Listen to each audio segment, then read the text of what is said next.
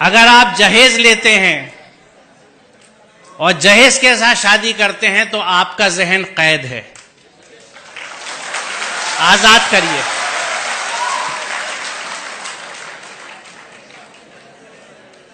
اور ایک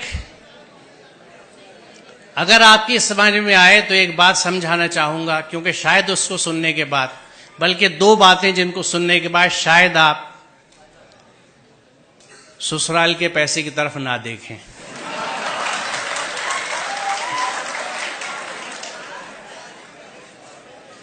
دونوں باتیں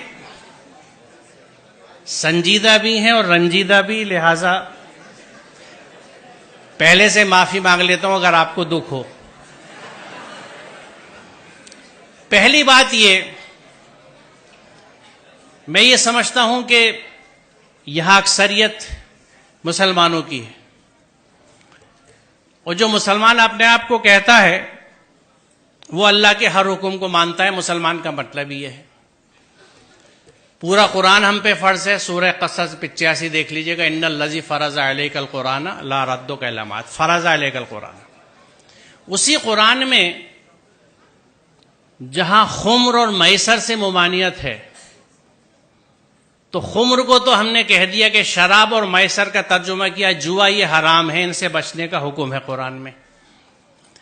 میسر، جس زمانے میں یہ قرآن اترا، مفت پیسہ کمانے کا طریقہ صرف جوا ہوتا تھا، اس لیے اس کا ترجمہ جوا کیا گیا.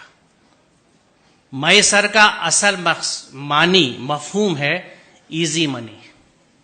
ہر وہ پیسہ جو بنا محنت کے ملے وہ میسر ہے، جس میں جہیز آج کے زمانے میں سر فہرست ہے، لہذا حرام ہے. یہاں عربی کے پروفیسرز بھی بیٹھے ہیں، شاید اسلامک اسٹڈیز والے بھی ہوں، نہ ہوں تو آپ مل لیجئے گا، پوچھ لیجئے گا کہ میسر کا مفہوم کیا ہے. وہ پیسہ جو بنا محنت کے حاصل ہو، ہر طرح کا. اس میں جوا بھی ہے، سٹا بھی ہے، ریس بھی ہے، اس طرح کی اسٹاک مارکیٹس بھی ہیں جن کو سٹا ہی کہا جاتا ہے. یہ سب حرام ہے. ہم اگر مسلمان ہیں، بڑے افسوس کی بات ہے کہ ہم اپنے آپ کو مسلمان بھی کہتے ہیں اور مفت کا پیسہ بھی لینے کے چکر میں لگے رہتے ہیں. اس ذہن سے آزاد ہونے کی ضرورت ہے. دوسری چیز، الحمدللہ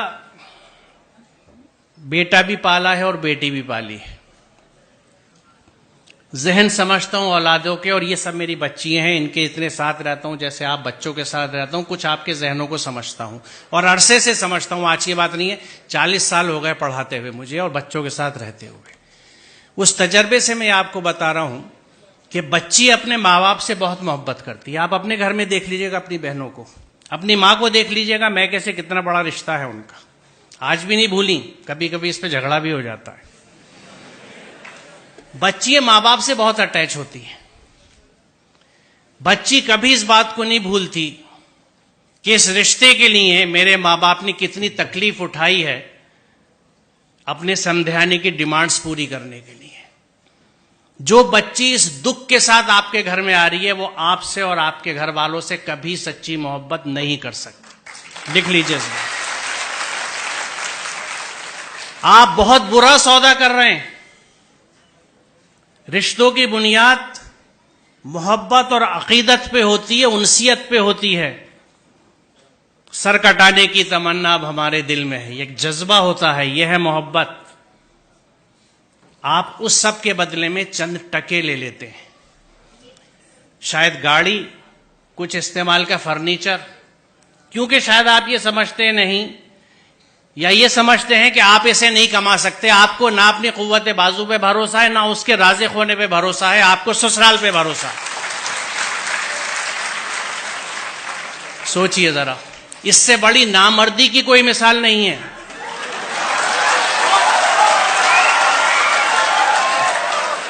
اور ہم کلیم کرتے ہیں کہ ہم مرد ہیں، مردانگی پہ لڑتے پھرتے ہیں. یہ کیسی مردانگی ہے کہ عورت کے گھر کے پیسے پہ آپ کھانا کھاتے ہیں، اس کا سامان لیتے ہیں. مجھے خوشی ہے کہ اتنے ویہمنٹلی آپ نے اس کنسیپٹ کو ریسپونڈ کیا ہے اور مجھے یقین ہے کہ یہاں کے 90% بچے یقیناً اس پہ عمل کریں گے، کیونکہ جو جوش اور جذبہ آپ دکھا رہے ہیں.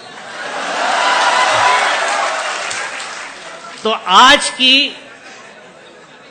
اس یوم آزادی کی صبح پہ یہ طے رہا، یہ پلیج لی ہم نے کہ ہم اس ذہن سے آزاد ہوں گے، ہم اپنی محنت کا کھائیں گے، اپنی محنت سے پیسہ لیں گے، میسر نہیں لیں گے، جہیز نہیں لیں گے. بہت شکریہ. خدا حافظ.